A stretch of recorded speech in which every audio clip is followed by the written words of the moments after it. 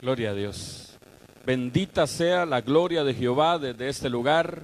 Démosle un aplauso al Dios del cielo por una semana más que nos permite congregarnos y nos permite estar en este lugar para alabanza y para gloria de su nombre. Gracias a cada uno de ustedes que están acá en nuestra casa en Alajuela y a cada uno de los que miran a través de las redes sociales.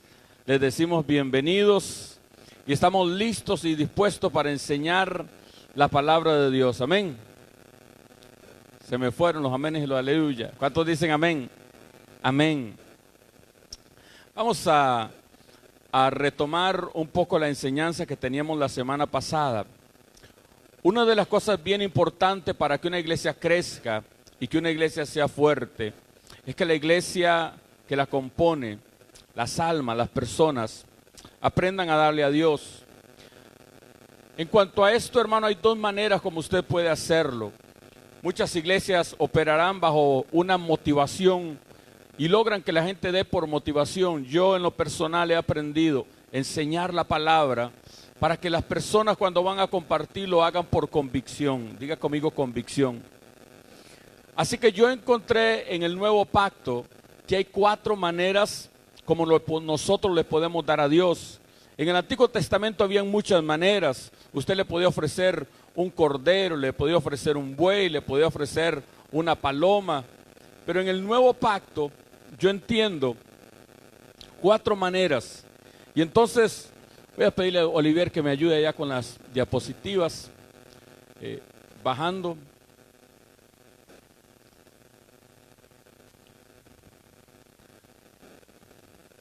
Por ahí está un guioncito. Y si no lo haces con el mouse en la...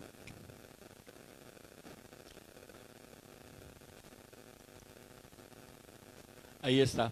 La semana pasada empezamos viendo a partir de acá una viuda pobre que aparece en Marcos capítulo 12, verso 44. Y dice la palabra, pero esta de su pobreza dio todo lo que tenía, todo su sustento. Vamos a ver. Una de las cosas que usted debe pensar es, y una de las cosas que vamos a considerar hoy, es acerca de si es más fácil en la ley o es más fácil en la gracia. En la ley usted le daba a Dios el 10%, pero en el nuevo pacto usted le pertenece completo al Señor. Usted le pertenece todo a Él. Amén. Así que esta viuda no dio el diezmo, lo dio todo. Porque dice que echó todo lo que tenía, todo su sustento. Muchos pueden pensar, pero qué barbaridad. ¿Cómo se le puede pedir a una viuda que lo haga así? Sabe, hermano, yo estoy seguro que esta mujer cuando llegó a casa, Dios le suplió todo lo que necesitaba. Nunca alguien que le dio a Dios, Dios fue deudor de eso. Amén. Y continuamos con la enseñanza. Al otro lado. La primera cosa que vimos la semana pasada es limosna. Y el principio de la limosna es este. Dice que, pero dad limosna de lo que tenéis y entonces todo os será limpio. Las limosnas tienen el poder de limpiar nuestras finanzas. Y eso fue lo que vimos la semana pasada. Número 2, ofrenda. Y acerca de las ofrendas le enseñé que cada uno dé como propuso en su corazón, no con tristeza ni por necesidad, porque Dios ama al dador. Nuestra bendición viene a partir de que ofrendamos. Y número 3, ahí está el principio, 1 Corintios 16, verso 2. Cada primer día de la semana, cada uno de vosotros ponga algo aparte según haya prosperado, guardándolo, para que cuando yo llegue no se recojan ofrendas. Y el verso 3 dice, guardándolo, dice. Ahora la tercera cosa que vimos la semana pasada fue diezmos. Y solo hicimos una introducción. Esa introducción consistía en esto. Así también ordenó el Señor que los que anuncian el Evangelio vivan del Evangelio. para desacreditar esto, para bajarle el piso, hay gente que ha usado esta palabra, vividores del evangelio. ¿La han escuchado? Pero si usted lo analiza, esa palabra, quien la ordena es nuestro Señor Jesús. Así también ordenó, es una orden, pero también es un requerimiento para todo aquel que pretenda servirle a Dios. ¿Qué ordenó el Señor? Que los que anuncian el evangelio vivan del evangelio. Mateo estaba recaudando impuestos y el Señor no le dijo: mira, recoge impuestos de lunes a viernes y el sábado dedíquese a la obra, sino que el Señor le dijo: deje esa mesa, deje los impuestos y ven y sígame. Juan y Jacobo estaban pescando y el Señor pasó y le dijo: dejen las redes y yo les haré pescadores de hombres. El primer requisito que Dios pide de una persona que se vaya a dedicar seriamente al evangelio, a la predicación del evangelio, es que viva del evangelio. Porque, hermanos, si yo no le puedo creer a Dios por el pan, por el arroz y los frijoles, ¿cómo yo le voy a creer a Dios para que sane un cáncer? Aló. Si yo no le puedo creer a Dios que Dios me va a suplir para el sustento, para mí, para mis hijos, ¿cómo le voy a creer por el avance? ¿Cómo le voy a creer por una sanidad? ¿Cómo le voy a creer por una resurrección de un muerto? ¿Aló? Entonces, la semana pasada mirábamos el desafío y vemos que hay dos iglesias con una posición distinta acerca del desafío. El mal ejemplo de la iglesia de Corinto. ¿Qué hacía la iglesia de Corinto? Dice esto la palabra: he aquí, por tercera vez estoy preparado para ir a vosotros, si no seré gravoso. Cada vez que Pablo tenía que ir a predicar a la iglesia de Corinto, Pablo tenía que ver cómo se sufragaba los gastos, porque no le daban ni un grano de arroz, hermano.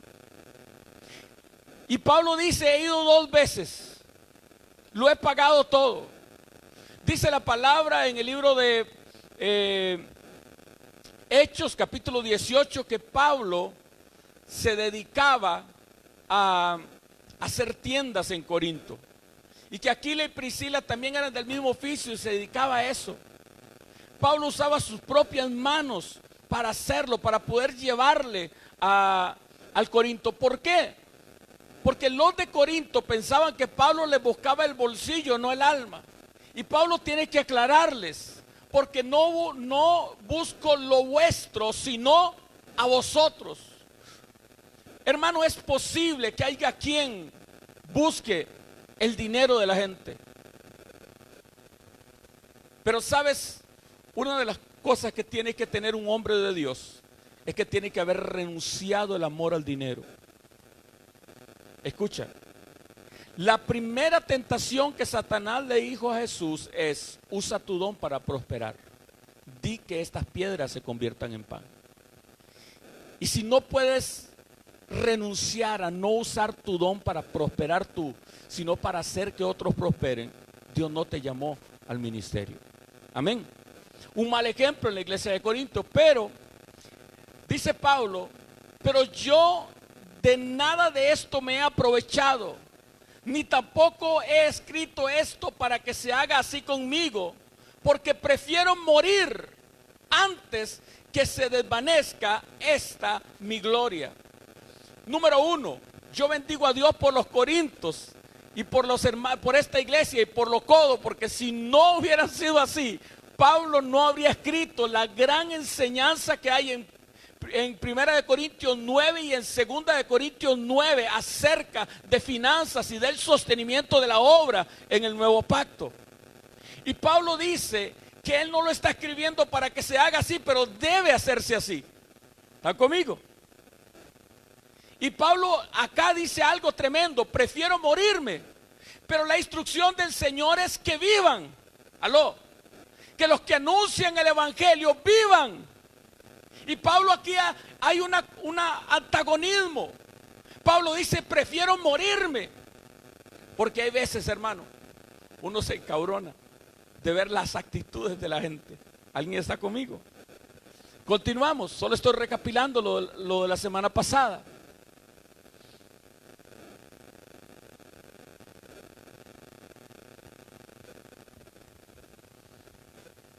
Y dice Pablo,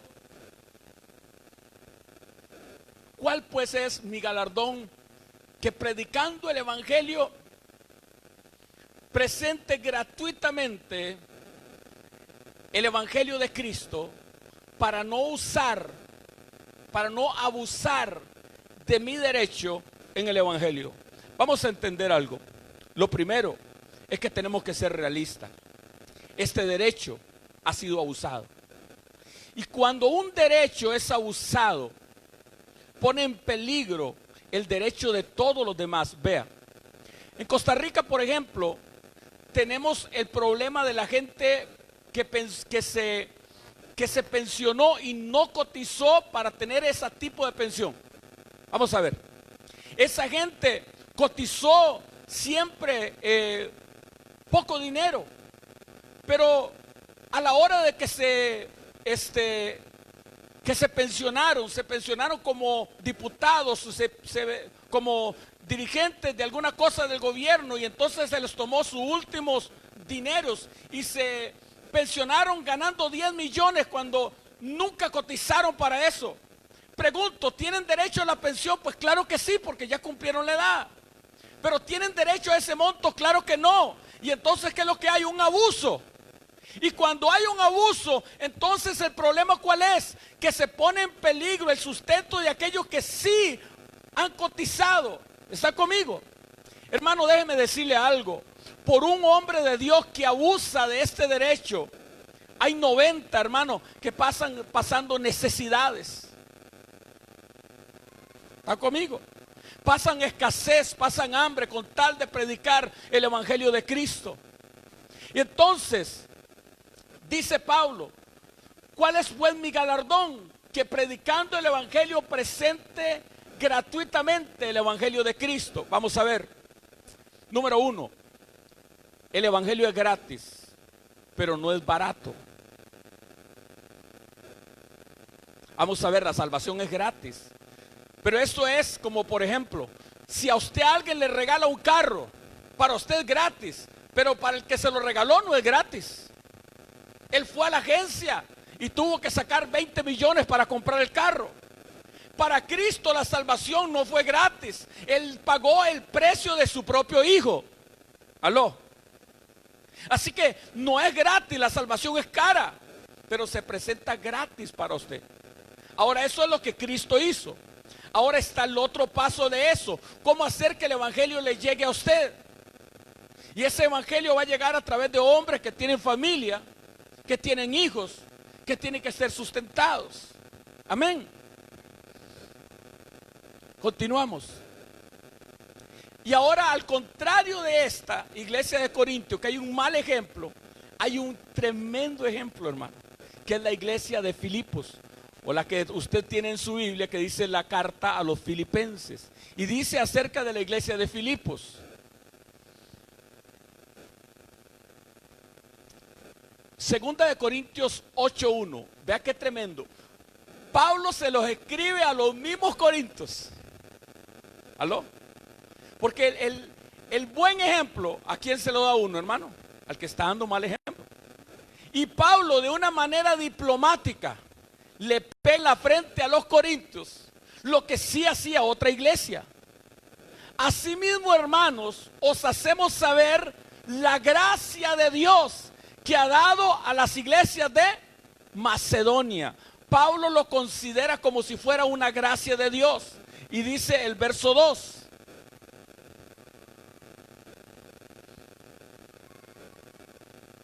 Que en grande prueba de tribulación. ¿Cómo estaba la iglesia? No estaba en tribulación. Estaba en una grande prueba de tribulación. Y la abundancia de su gozo y su profunda pobreza. No eran pobres, eran. Vamos a ver, en Costa Rica tenemos dos maneras de decirlo. Decimos que hay gente en pobreza y que hay gente en extrema pobreza. ¿Aló? Estos no eran pobres, estaban en extrema pobreza. Y a pesar de eso, abundaron en riquezas de su generosidad. A ver, espérate, ¿cómo un pobre puede dar en abundancia de riqueza? Como la viuda pobre. Ella dio 10 colones, pero dio todo lo que tenía. ¿Está conmigo todavía? Dieron más. Y Dios lo considera en generosidad, porque en el nuevo pacto el principio no es cuánto doy, sino cuánto me quedo. ¿Está conmigo? Y dice Pablo acerca de esta iglesia también: pues doy testimonio de que con agrado, han dado conforme a sus fuerzas y más allá de sus fuerzas. ¿Dieron los diezmos? No. Esta iglesia estaba dando mucho más que los diezmos. ¿Está conmigo? Porque dieron conforme a sus fuerzas y más allá de sus fuerzas.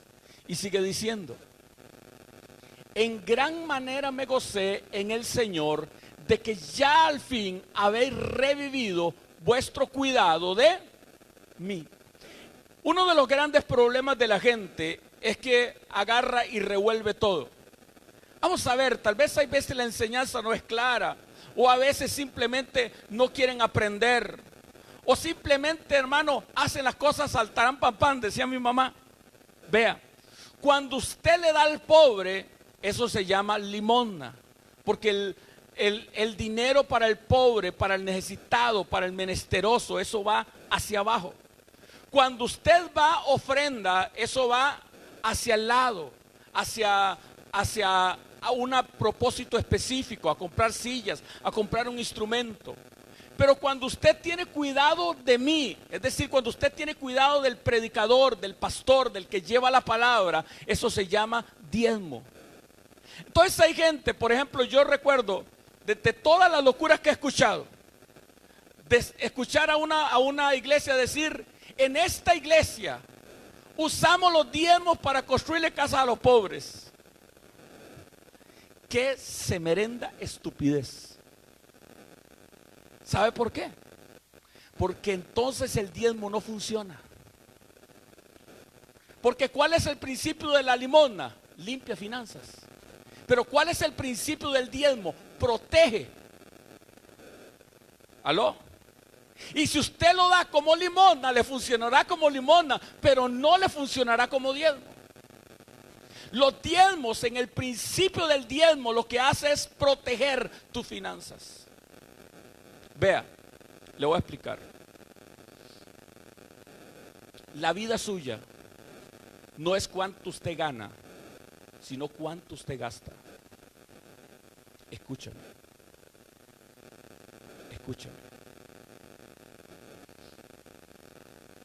No recuerdo la última vez que tuve dinero para pagar seguro, pero mis hijos nunca en mi vida se han enfermado, ni una vez.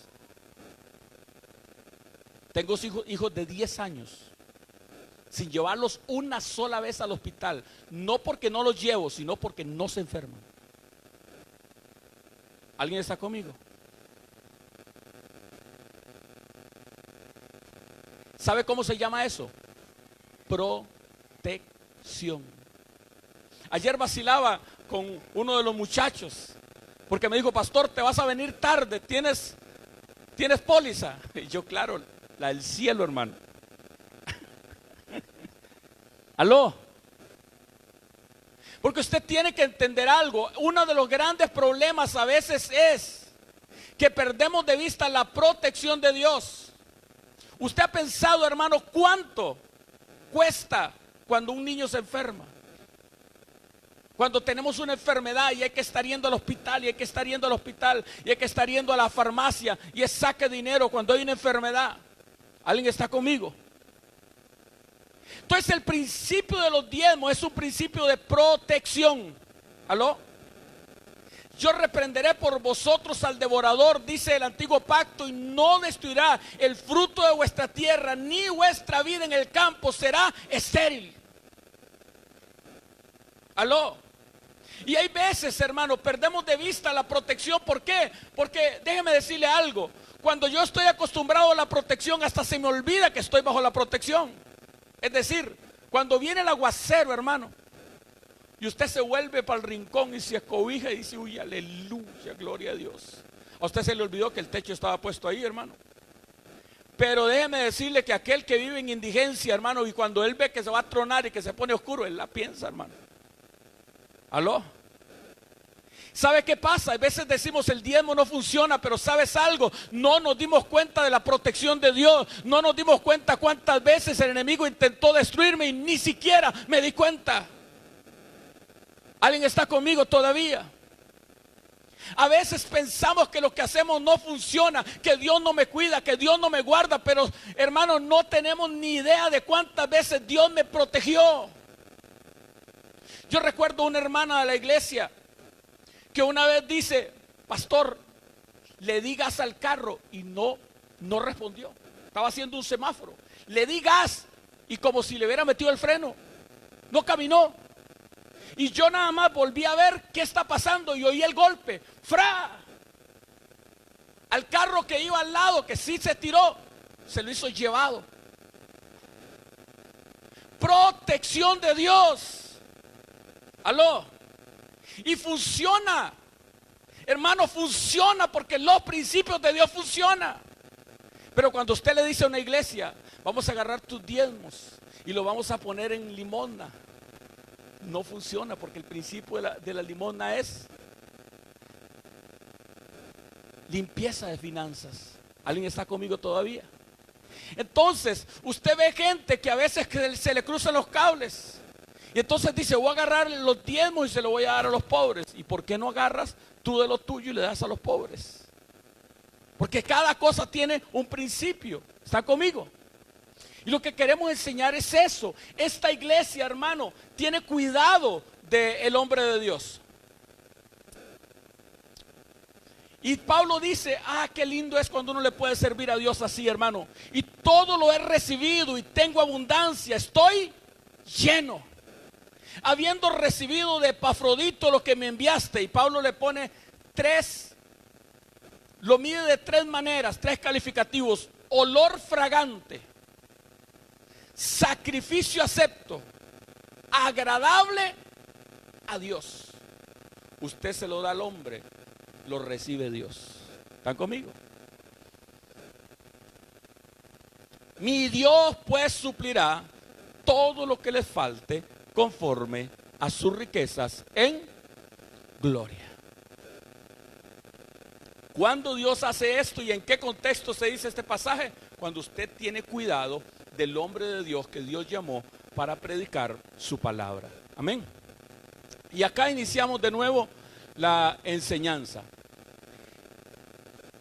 Quiero retomar el tema del diezmo y quiero sembrar eso en tu corazón. Escucha. Muchas veces se ha sembrado el principio, pero se ha explicado mal. Es decir, el diezmo del nuevo pacto, claro que está vigente, pero como la iglesia no ha sabido explicarlo, entonces ha usado el del antiguo pacto. Y el problema es que el diezmo del antiguo pacto es un diezmo de maldición. ¿Por qué? Vea, dice, maldito soy con maldición porque vosotros, la nación toda, me habéis robado. Traed los diezmos al alfolí y haya alimento en mí. ¿Quién va a diezmar así, hermano? ¿Aló? Lo trata de ladrón, lo maldice. Porque el tema del antiguo pacto es que era un diezmo de maldición. O sea, si no lo dabas, entrabas en maldición. Pero ese es el diezmo del antiguo pacto. Y a veces yo he llegado a creer que hay pastores, hermano, que es el único versículo que se saben. Porque aman predicarlo. Y todos los domingos, malditos soy, y maldicen a la iglesia. Y el diezmo del nuevo pacto no es de maldición, sino que es de bendición. Déjeme tratar de explicarle lo que de repente a usted nunca le han explicado, para que sea de bendición para su vida. El viejo pacto dice en Hebreos 7:5, ciertamente los que de entre los de Leví, de entre los hijos de Leví, reciben el sacerdocio. Vamos a ver. Para empezar, en el antiguo pacto, para usted poder acceder a los diezmos, tenía que ser hijo de Leví. Eran 12 tribus. Si usted no era hijo de Leví, usted no podía. ¿Aló? Usted era hijo de Rubén, usted era hijo de Manasés, usted era cualquiera de los hijos de Jacob, usted no podía, tiene que ser hijo de Leví. Y de entre los hijos de Leví no todos eran sacerdotes. ¿Aló? Y los que accedían a los diezmos eran sacerdotes. Entonces dice, ciertamente los que entre los hijos de Leví, ¿ves? Porque es entresacado. De los hijos de Leví reciben el sacerdocio, tienen el mandamiento. Es un mandamiento de tomar del pueblo los diezmos, según la ley. Es decir, de sus hermanos, aunque estos también hayan salido de los lomos de Abraham. Todos eran iguales. ¿Aló? Todos hijos de Abraham, pero a todas las tribus cuando conquistaron la tierra prometida, Dios les dio tierra, pero a los de Leví no les dio heredad, les dio los diezmos para que vivieran de eso. ¿Están conmigo? Y entonces, acá la palabra nos enseña, eran iguales, eran hijos, eran hermanos, pero le entregaban los diezmos unos a otros. En el nuevo pacto es igual. Todos somos sacerdotes, todos somos reyes y sacerdotes, pero no a todos Dios los llamó a predicar el evangelio a tiempo completo. ¿Está conmigo? Hebreos 7:12 dice en el nuevo pacto, porque cambiado el sacerdocio, necesario es que haya cambio de ley. Y de aquel a quien se dice esto es de otra tribu, de la cual nadie sirvió al altar. Diga conmigo, nadie sirvió al altar. Porque manifiesto es que nuestro Señor vino de la tribu de Judá, de la cual nada habló Moisés tocante al sacerdocio. Entonces lo primero que usted tiene que entender es que una cosa es el sacerdocio levítico y otra cosa es el sacerdocio bajo el orden que Jesús es sacerdote.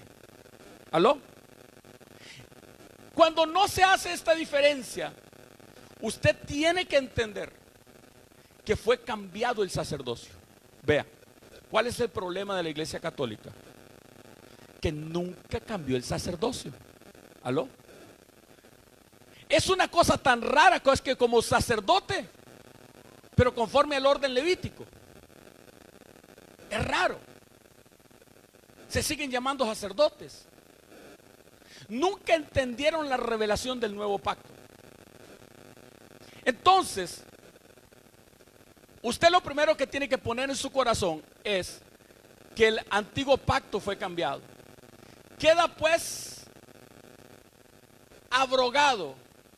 ¿Cuántas pasaste, Soli? Creo que pasaste varias. Regrésate a la anterior. Ahí está.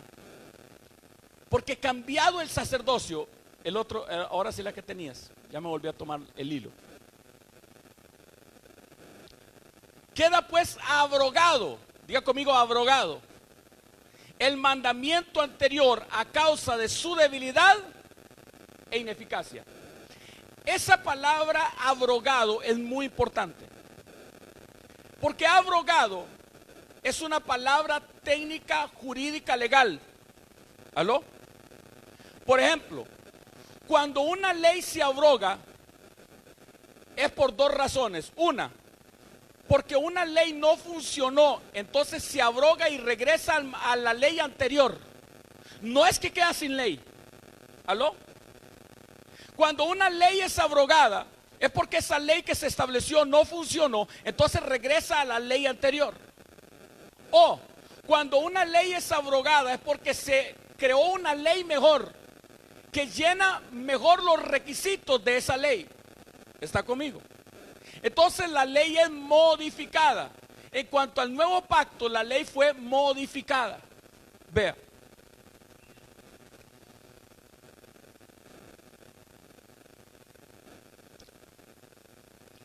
¿Por qué dice que fue abrogada? Por su debilidad e ineficacia. Dame la próxima, hijo. El diezmo del nuevo pacto. Ve el diezmo del nuevo pacto. Yo quiero que usted concentre en Mateo 23, 23.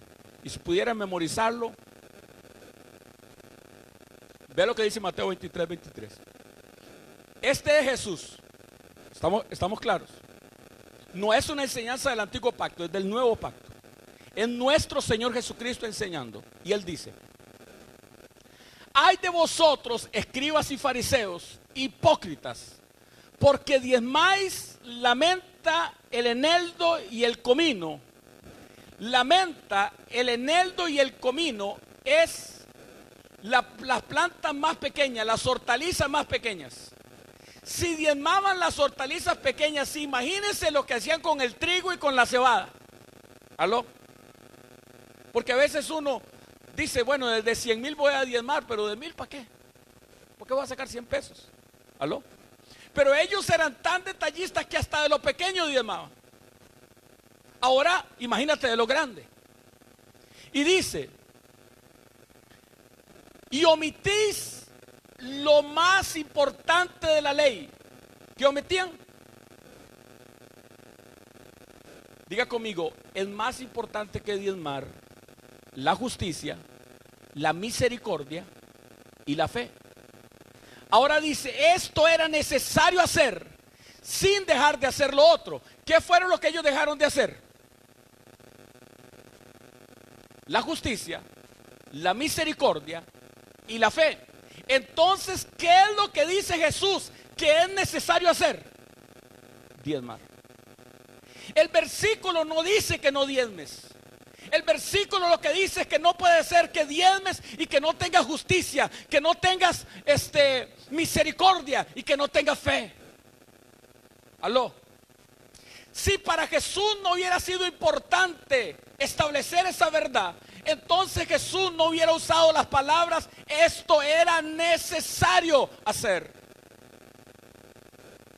¿Está conmigo? Esto era necesario hacer sin dejar de hacer lo otro. Es decir, ¿el nuevo pacto hay que vivir en justicia? Sí. ¿En el nuevo pacto hay que vivir por fe? Sí. ¿En el nuevo pacto, hermano, hay que tener misericordia? Sí.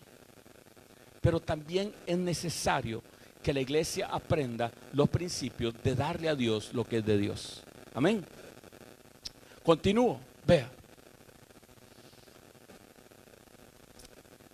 El nuevo pacto. Segunda de Corintios 3:6 dice, al cual asimismo nos hizo ministros competentes de un nuevo pacto. No de la letra. ¿Cuál es el pacto de la letra? El pacto que fue escrito en piedra. ¿Aló?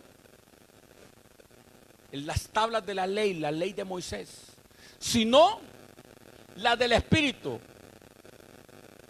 Porque la letra mata. Porque la letra... Vamos a ver. Yo quiero que usted me entienda esto.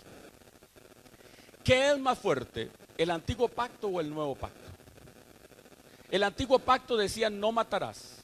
El nuevo pacto dice cualquiera que aborrece a su hermano ya es homicida. El antiguo pacto decía no cometerás adulterio. El nuevo pacto dice si usted mira a una mujer para codiciarla en su corazón, ya adulteró. ¿Cuál es más fuerte? Vamos a ver, Juan capítulo 8. Una mujer es encontrada en el mismo acto del adulterio. Y la letra que mataba decía, es necesario que la mujer que sea tomada en adulterio sea apedreada. ¿Aló? La ley de piedra, ahí está escrito. Pero Jesús está escribiendo en tierra, en polvo. ¿De qué fue hecho el hombre? De polvo. Dice que el nuevo pacto, Él escribiría su ley en nuestro corazón. Vamos a ver, voy a explicárselo de otra manera. Está la ley y está la interpretación de la ley, ¿verdad? Por ejemplo, nosotros en Costa Rica tenemos una constitución. la constitución política. Pero para tratar de entender cuál fue la razón por la que los constitucionalistas escribieron la Constitución, qué era lo que ellos tenían en el corazón a la hora que escribieron eso, entonces se creó la Sala Cuarta. Y la Sala Cuarta lo que hace es que ellos tratan de interpretar el espíritu de la ley. Diga conmigo, está la ley y está el espíritu de la ley. Es decir, vamos a ver, si un día yo digo, escribimos una ley, en ese pasillo no se aceptan niños, y eso fue escrito después de que un niño tuvo accidente. Escucha, la que yo tenía en mi corazón es que los niños no tengan un accidente ahí. ¿Está conmigo? Es decir, que la ley no dice que lo que quiere es que se desaparezcan los niños, sino más bien preservar la vida de los niños. Escucha, el antiguo pacto es la ley y el nuevo pacto es el espíritu de la ley. En el antiguo pacto decía, no matarás. Pero en el nuevo pacto se nos aclara que el espíritu que Dios tenía era que no aborreciéramos ni siquiera al hermano. ¿Aló? En el antiguo pacto decía, no cometerás adulterio. Pero en el nuevo pacto, el espíritu que Dios tiene es que no haya infidelidad ni siquiera en el corazón. ¿Están conmigo? Por eso uno es la ley de piedra y el otro es la ley del espíritu. Ahora vea. Número uno, diga conmigo, cambio de ley. Porque cambiado el sacerdocio, necesario es que haya cambio de... La ley como tal sigue siendo la misma. Lo que cambió es la interpretación de la ley. Vamos a ver. La ley decía, la mujer de Juan capítulo 8 tiene que morirse. Y se la trajeron a Jesús y dice, ¿qué dices tú? Y el único que podía condenar a esa mujer era Jesús. ¿Por qué? Porque la ley decía que usted, para condenar a una persona, tenía que estar 100% seguro que usted no había cometido el mismo pecado que esa persona estaba siendo acusada. Y Jesús escribía en piedra y le preguntaban, Señor, y lo acosaban. Y Jesús estaba mirando hacia abajo. La mujer estaba al frente de él desnuda. Y Jesús se levantó y les dijo, el que esté libre de pecado. Pero en el original no dice así, sino que es más profundo. Dice, el que no la haya codiciado, que tire la primera piedra. El que no la haya deseado. Porque yo quiero que usted se imagine la escena. ¿Cuál fue el único que no vio a la mujer? El que estaba mirando al suelo. Porque todos los demás, ¿dónde tenían los ojos puestos? Y decían, qué tonto que se dejó agarrar, ¿verdad? Porque yo hubiera sido más inteligente. Y la estaban codiciando con una piedra en la mano. Y el único que podía acusarla era el que no la había deseado. Y cuando todos se fueron, levantó la cara y le vio el rostro. Y le dijo, ¿dónde están los que te acusaban? Ninguno te condenó. Yo tampoco.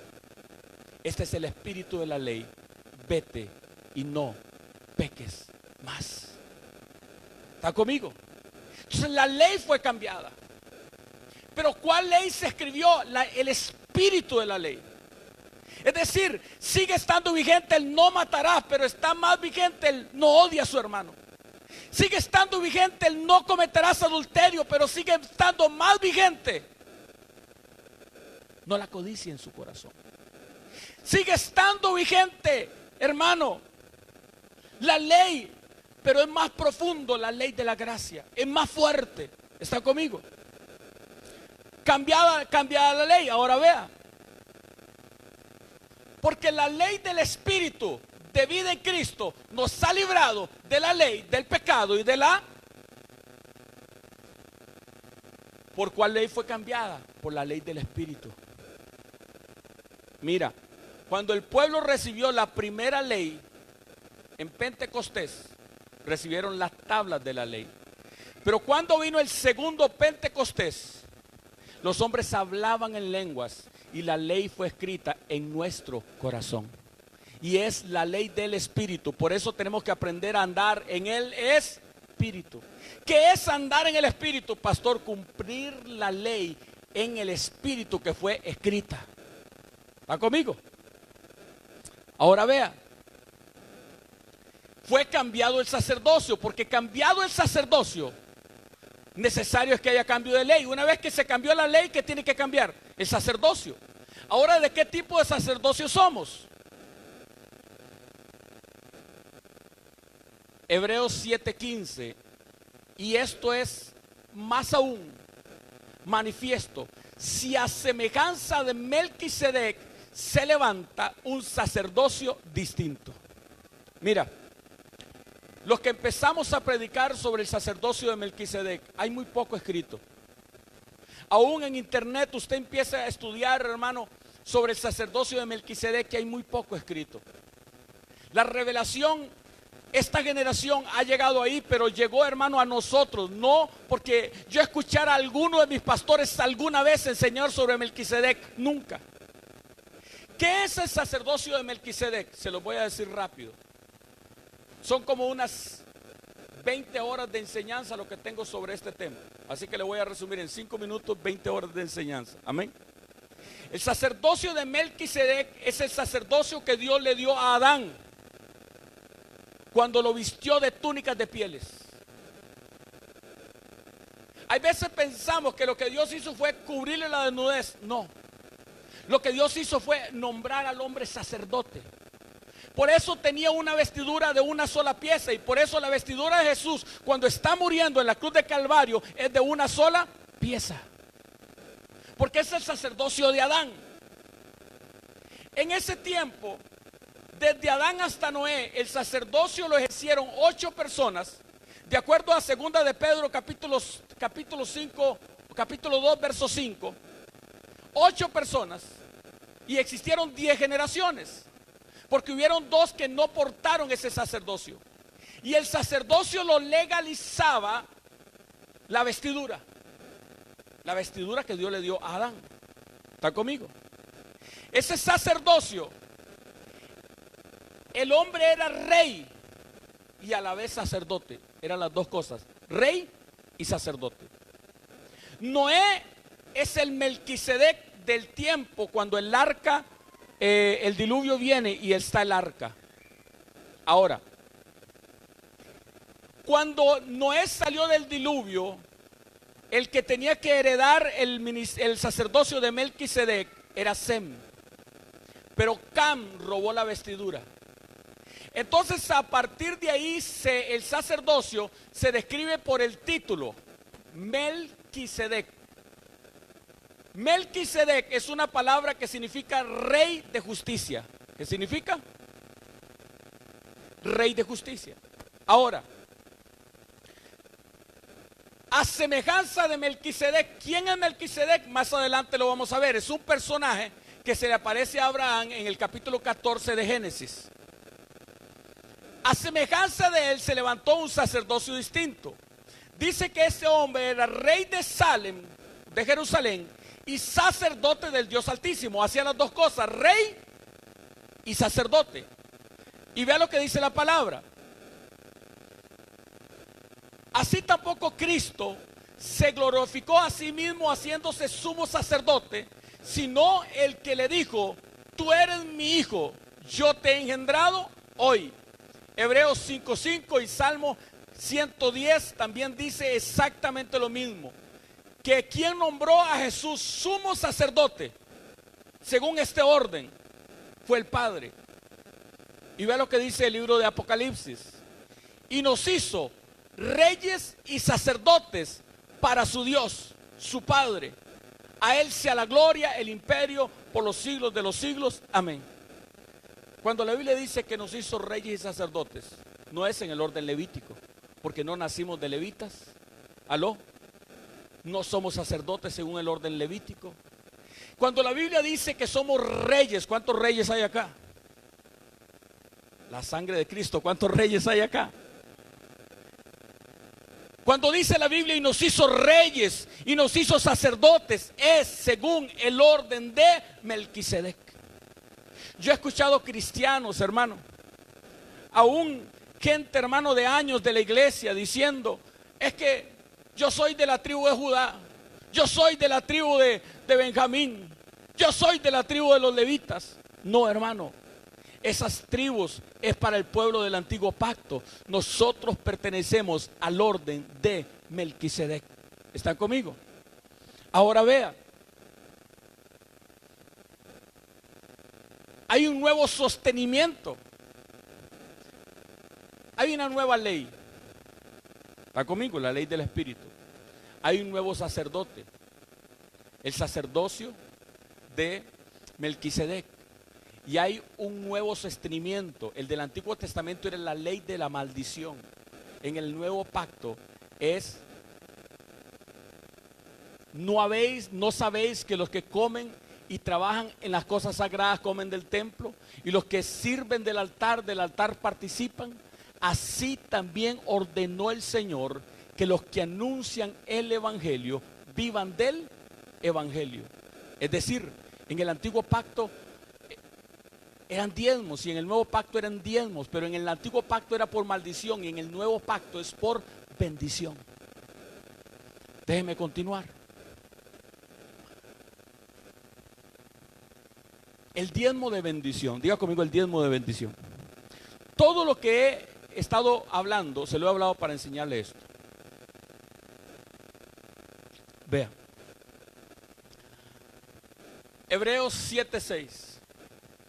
Pero aquel cuya genealogía es contada, no es contada de entre ellos, tomó de Abraham los diezmos y bendijo al que tenía las promesas. Tomó los diezmos y lo bendijo. Los diezmos por bendición. ¿Qué decían los otros diezmos de los del antiguo pacto? Maldito soy con maldición. Porque si no das los diezmos te maldices. Pastor, y si no doy los diezmos en el nuevo pacto me maldigo. No, hermano, deja de recibir las bendiciones, los principios de Dios. Porque el diezmo del nuevo pacto no se da por maldición, se da por bendición. ¿Está conmigo todavía? No te caen las 10 plagas de Egipto, pero no puedes accesar a las bendiciones de Dios. Ahora vea, el principio del diezmo según el orden de Melquisedec. Para poder entender el orden de Melquisedec, aquí está. Cuando la ley era abrogada, se regresaba a la ley anterior, al principio anterior. Ahora, ¿cuál es el diezmo más antiguo que hay? No es el diezmo de la ley. Vamos a ver. Dios creó a Adán. 10 generaciones después de Adán vino el diluvio con Noé. 10 generaciones después de Noé apareció Abraham. ¿Está conmigo? Abraham tuvo Isaac, Isaac a Jacob, Jacob a José, y José entró en Egipto. 4 generaciones después aparece la salida de Egipto y la persona de Moisés a la que Dios le da la ley. Pero antes de la ley y antes de ser establecida la ley ya existía el principio del diezmo. Porque Jacob dio diezmos y porque Abraham dio diezmos. Entonces la pregunta es: ¿a quién le daban los diezmos? Al Melquisedec, al rey de toda la tierra. Vea, cuando volvía, vamos a ir al principio, a Génesis 17, 14, 17. Y quiero que entienda que no estamos en la ley, estamos antes de la ley. Génesis 14, 17. Porque cuando volvía de la derrota de Quedarlomer y de los reyes que con él estaban, salió el rey de Sodoma a recibirlo al valle de Sabe, que es el valle del rey. El valle de Sabe, que es el valle del rey. Pero ¿cuál rey? Porque el rey de Sodoma, ¿de dónde era? De Sodoma. Pero este no está en Sodoma, es en el valle del rey. Y vea que la palabra rey es con mayúscula, no con minúscula. ¿De qué está hablando el valle de Sabe? Este era un lugar que los hombres hicieron antes del diluvio, donde el rey gobernaba. De entre los primeros que fue nombrado rey fue Enoc, aquel que Dios se lo llevó para el cielo. ¿En qué consistía lo que ellos hacían? La función del Melquisedec era enseñarle justicia al hombre. ¿Enseñarle qué? Y los hombres justos le daban sus diezmos al Melquisedec. Y entonces cuando Abraham vuelve de la derrota, así que te das cuenta que es un diezmo de victoria. Es un diezmo de... No doy diezmo porque estoy en derrota, doy diezmo porque estoy en victoria. Ya fui librado de la potestad del diablo. Ya el diablo no tiene nada que ver conmigo. Ya el diablo fue derrotado. Ya Kedorlaomer fue derrotado. Ahora vivo en victoria. ¿Y por qué vivo en victoria? Porque Cristo me compró, me lavó a precio de sangre. Ahora yo puedo dar diezmos de victoria. Amén. Cuando volvía de la derrota. Número 2, el diezmo de un orden. Entonces Melquisedec, rey de Salem y sacerdote del Dios Altísimo, sacó pan y vino. ¿En qué consiste el sacerdocio del nuevo pacto?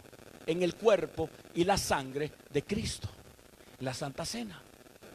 ¿Aló? Porque yo recibí del Señor lo que también les he enseñado.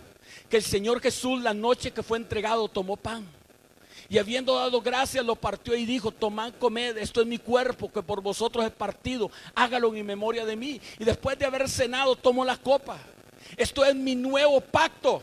¿Aló? Y el pan y el vino va a aparecer cada vez que un hombre prosperó. Por ejemplo, José está en problemas, está en la cárcel. Y se aparece el copero, el vino, y el panadero, el pan. Y tiene un encuentro con Melquisedec. Cuando Ruth estuvo en problemas, Boaz le dio el pan y le dijo: mójalo en el vino. Cuando David tuvo en problemas, a Abigail le llevó pan y le llevó vino. Y está en todo el antiguo pacto acerca del misterio de Melquisedec, el pan y el vino. Es un nuevo orden. Ya no es el orden levítico de los sacrificios, sino de aquel que ya sacrificó, de aquel que ya murió por nosotros. Y nosotros administramos aquel sacrificio al pueblo. ¿Aló? Ya no hago el sacrificio, yo administro el sacrificio de Cristo. Es un nuevo orden. Número 3. Bendición por dinero, por diezmo. Bendición por diezmo. No diezmo por bendición. Ojo. Porque no estamos negociando. Y le bendijo diciendo, vamos a ver, Melquisedec bendijo a Abraham porque le dio los diezmos, o lo bendijo primero antes de darle los diezmos. No, primero lo bendijo. Melquisedec lo bendice antes de que Abraham le dé los diezmos. Por eso el pastor que no puede bendecir a su iglesia antes de que den los diezmos no sabe lo que está haciendo. ¿Aló? Y bendijo diciendo: bendito sea Abraham del Dios Altísimo, creador de los cielos y de la tierra. Lo bendijo. Número 4. El diezmo del botín. Y bendito sea el Dios Altísimo, que entregó a tus enemigos en tu mano. Y le dio a Abraham los diezmos. ¿De cuánto? ¿Por ley? No existía la ley. No existía. ¿Qué es lo que existía? La justicia. El operar en un principio. El operar en un... Vea, le voy a explicar. La ley puede cambiar, pero el principio no cambia. Por ejemplo, puede poner la ley que un hombre se case con otro hombre y que una mujer se case con otra mujer. Pero el principio dice que para que una pareja sea multiplique, es que no quieren matar, hermano. Porque si se casan hombres con hombres y mujeres con mujeres, esa relación es estéril. ¿Aló? En la próxima generación, todos tienen 90 años y se murió el mundo, hermano. El principio es más importante que la ley, porque el principio es lo que hizo que la ley se hiciera. Entonces, ¿por qué protegemos el matrimonio por ley? Para proteger el principio. ¿Están conmigo? Entonces está el diezmo en el principio y funciona. Es un diezmo de un botín. Bendito sea el Dios Altísimo que entregó a sus enemigos en tu mano. No le da el diezmo para que le entregue los enemigos en la mano. No, ya le había entregado los enemigos en la mano. ¿Alguien está conmigo todavía? Entonces le da los diezmos. Ya Cristo nos hizo victoriosos. Ya Cristo derrotó a Satanás. Ahora nosotros solo respondemos a eso. 5, creo. El diezmo que no negocia con almas. Entonces el rey de Sodoma le dijo a Abraham: dame las personas y toma para ti los bienes. Escucha. Hay pastores que están haciendo esto. No importa que las almas se vayan al infierno, con tal de él tener los diezmos, tener el dinero. Rehúsan decirle la verdad a la gente. Y el rey de Sodoma es una representación de Satanás. Todo esto te daré bajo una condición: si postrado me adoras. Mira, entonces el rey de Sodoma dijo a Abraham: dame las personas, dame las almas y toma para ti los diezmos, los bienes. Y Abraham no negocia. ¿Está conmigo? Vea lo que le dice Abraham. El diezmo de otro reino. Y respondió Abraham al rey de Sodoma: he alzado mi mano a Jehová, Dios Altísimo, creador de los cielos y de la tierra. He alzado mi mano al Dios Altísimo. Y usted tiene que entender que hay un principio, el principio del rey de Sodoma, y hay otro principio, el principio del rey eterno. El rey que es creador de la tierra y es dueño de todo, aún de nosotros. ¿Alguien está conmigo? Es el diezmo, es de otro reino. Usted tiene que entender, hermano, que lo peor que podemos tratar de hacer es que un impío entienda el principio del diezmo. ¿Aló? Porque si no se le ha revelado ni siquiera que Cristo dio su vida para que él sea salvo, ¿cómo va a entender un principio tan profundo? ¿Aló? Es por eso que la Biblia dice: no entregáis las perlas a los. Vea, un diezmo fuente de riqueza. Y dice Abraham: he alzado mi mano a Jehová, Dios de los ejércitos, creador del cielo y de la tierra, que desde un hilo hasta una correa de calzado nada tomaré de lo que es tuyo, para que no digas: yo enriquecí a Abraham. Satanás vino y le dijo a Jesús: todo esto te daré bajo una condición: si postrado me adoras.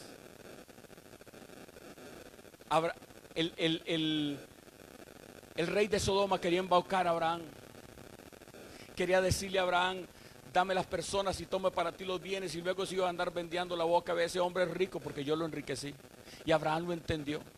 Y Abraham le dice: yo no quiero nada. Pero entonces la pregunta es: ¿cómo se enriqueció Abraham? Ve el que sigue.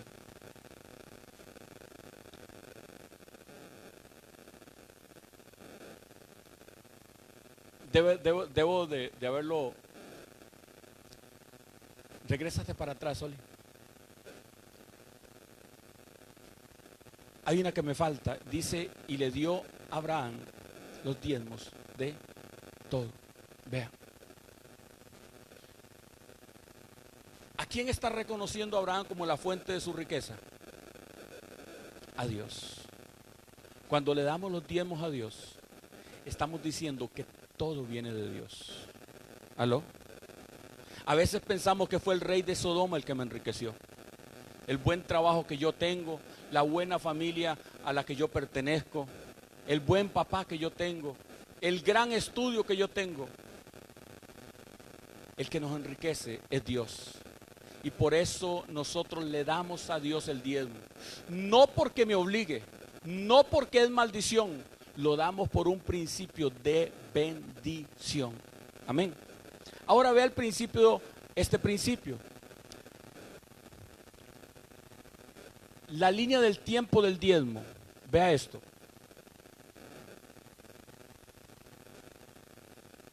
Dame la que sigue. Yo quiero que usted vea las palabras en rojo.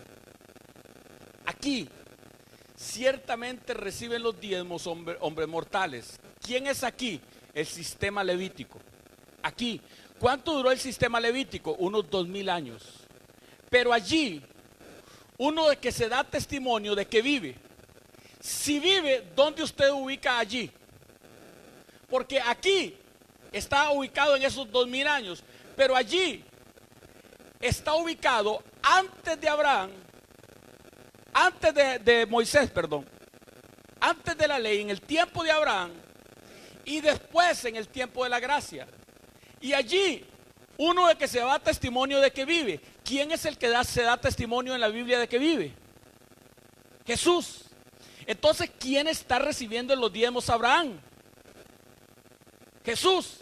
Y si Jesús recibió los diezmos en el antiguo pacto, ¿quién recibe los diezmos en el nuevo pacto como sumo sacerdote? Jesús. ¿Alguien está conmigo? Ahora, ¿quién ordenó que los que anuncian el evangelio vivan del evangelio? Jesús. En el antiguo pacto el pueblo le daba los diezmos al sacerdote, y el sacerdote le daba los diezmos de los diezmos al sumo sacerdote. En el nuevo pacto es igual, solo que por otro orden, no el levítico, sino el de Melquisedec. Ahora vea, yo no sé si usted lo va a lograr ver allá, pero esta es la línea del tiempo, 6000 años. En el primero, allí es Melquisedec el que da los diezmos, el que recibe los diezmos. En el aquí, que son 2000 años, el diezmo levítico lo recibía Aarón y sus descendientes. Pero allí vuelve a aparecer Cristo, ya no como Melquisedec, sino como Cristo, y recibe los diezmos Cristo. Los 2000 años del principio, los 10.000 años de la ley y los 2000 años de la gracia. Acá, en el sistema de Melquisedec, ¿quién recibía los diezmos? Los reyes. El valle de Sabe, el valle del rey. En el sistema levítico, los sacerdotes. En el nuevo pacto, los ministros. Aquí dice en 2 de Pedro 2:5 que Noé era la octava persona pregonera de justicia, el Melquisedec. En Números 18:21, he aquí yo he dado a los hijos de Leví todos los diezmos por heredad. A los hijos de Leví en el sistema del sacerdocio, pero en la gracia. Asimismo también ordenó el Señor que los que anuncian el evangelio vivan del evangelio. Pastor, los diezmos son del antiguo pacto. Usted tiene razón, los diezmos de maldición es del antiguo pacto. ¿Están vigentes en este tiempo? No. ¿Qué está vigente? El principio. El mismo principio por el que Abraham dio diezmos es el mismo principio por el que la iglesia da diezmos, porque le damos diezmos al mismo sumo sacerdote, el Melquisedec. ¿Qué es más importante? Es importante la justicia, la misericordia y la fe. Pero esto no solamente hay que diezmar, esto es necesario hacer, pero también hay que ser fe, misericordia y justicia. ¿Cuánto me están entendiendo? No damos los diezmos porque hay que obligar a la iglesia. Es más, hermanos, si usted lo va a dar con dolor, no lo haga. ¿Aló?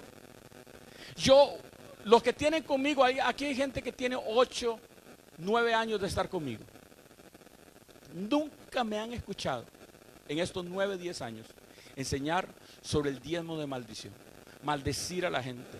Nunca en la vida.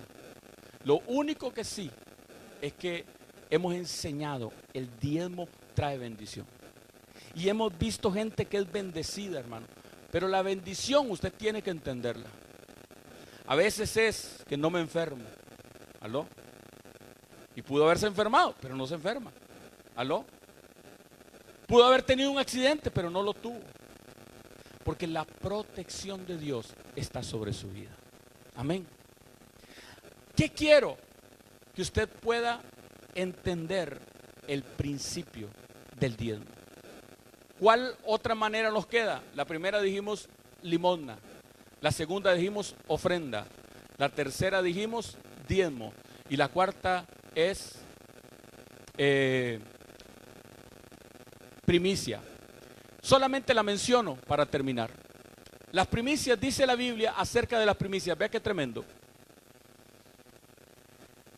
La palabra primicia significa primer fruto. ¿Qué significa? Primer fruto. Dame la otra. Si las primicias son santas, también lo es la masa restante. Y si la raíz es santa, también lo serán las ramas. La primicia es lo primero de algo. Yo siempre había querido saber eso de la primicia.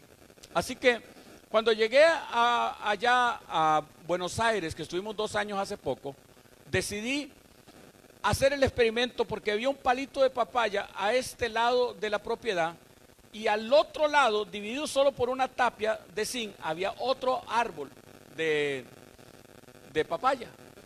Y entonces yo dije, yo voy a revisar eso de la primicia, porque la primicia es el primer fruto. No existe tal cosa como que usted agarre el diario, hermano, y agarre una cosa y usted diga, esta es la primicia. Eso no es cierto. La primicia es lo primero de algo. Por ejemplo, en la Biblia, el hijo que abría el vientre era primicia y le pertenecía a Dios. Usted no le puede dar seguir al tercero o el cuarto o el quinto. La primicia era la primera papaya, la primicia era la primera manzana, la primicia es lo primero de algo. La primicia es tu primer sueldo, eso sí.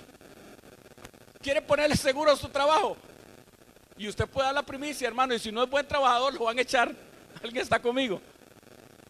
Pero tiene ese principio.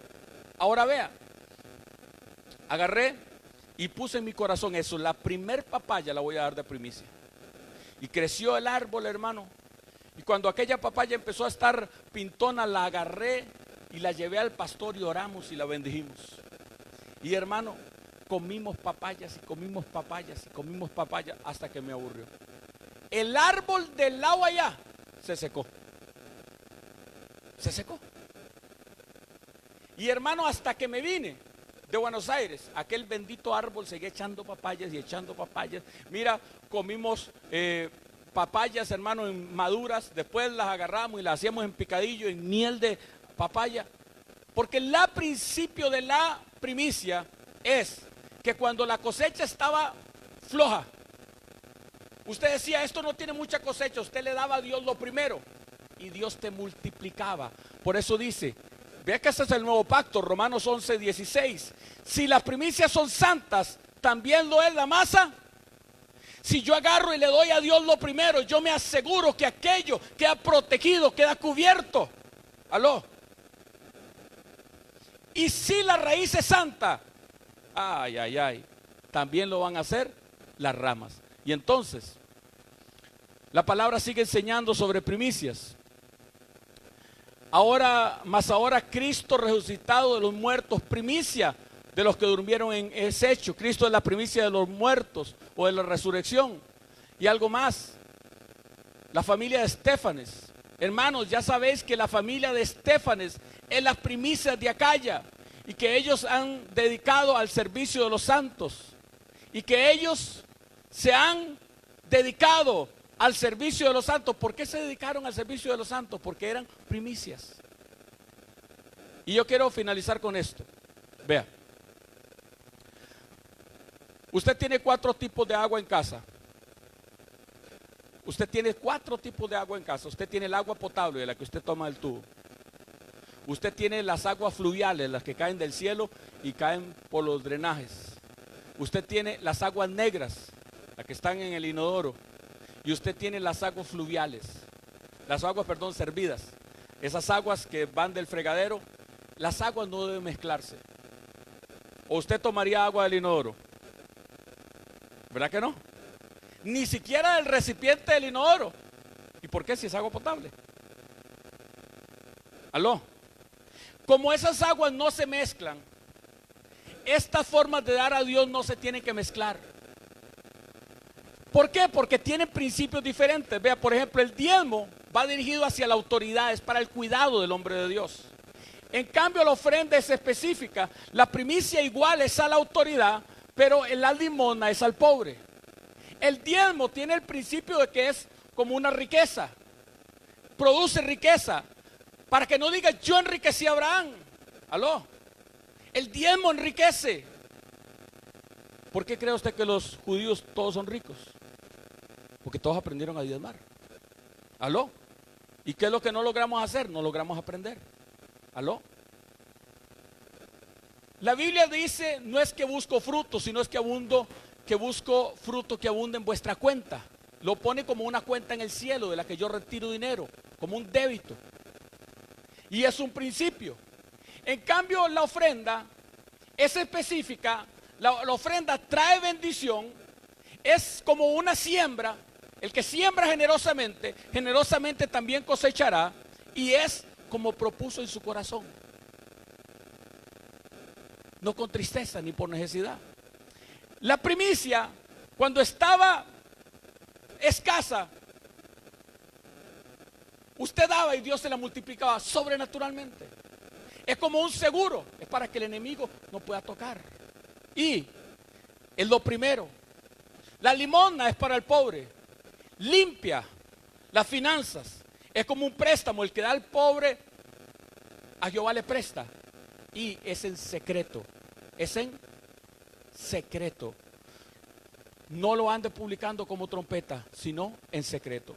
Cuando usted aprende a usar estas 4 herramientas, usted da limosna al pobre, limpia sus finanzas. Cuando usted ofrenda, hermano, trae bendición a su casa. Cuando usted da primicias, usted, hermano, hay un seguro de bendición sobre eso.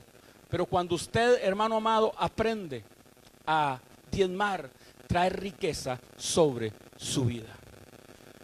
Lo he enseñado lo más claro posible, tratando de que esto entre a su corazón. ¿Sabe por qué? Porque déjeme decirle algo. Yo necesito que usted le enseñe, que usted lo crea y que usted le enseñe a sus hijos. ¿Cuántos quieren tener hijos bendecidos? El reto nosotros estamos en este tiempo es enseñarle a los niños a diezmar de lo poco. Entonces, Joel, tienes que diezmar de 100 colones. ¿No le parece como mucha buena idea, verdad? Tienes que aprender a darle a Dios lo que es de Dios. Porque si lo aprenden de niños, va a ser principio que va a gobernar sus vidas. Amén. Yo oro a Dios por una iglesia que diezme por revelación, no por emoción. Y con esto termino. Yo oro a Dios que usted diezme porque usted diga, yo entiendo, pastor, que yo diezmo bajo el orden de Melquisedec. Que es a Cristo que yo le doy las finanzas y Él se la da a sus siervos. Por revelación, no porque yo me ponga a pegar unos cuantos gritos y usted se emocione y traiga su dinero, pero no supo, llegó a la casa y no supo ni lo que hizo, solamente dice, ¿qué hice? Sino que usted pueda diezmar por revelación, que usted pueda ofrendar por revelación, que usted pueda tener limosna por revelación. ¿Cuántos me están entendiendo? Póngase de pie, dele un fuerte aplauso al Rey de Reyes y Señor de Señores, pero fuerte, fuerte, fuerte.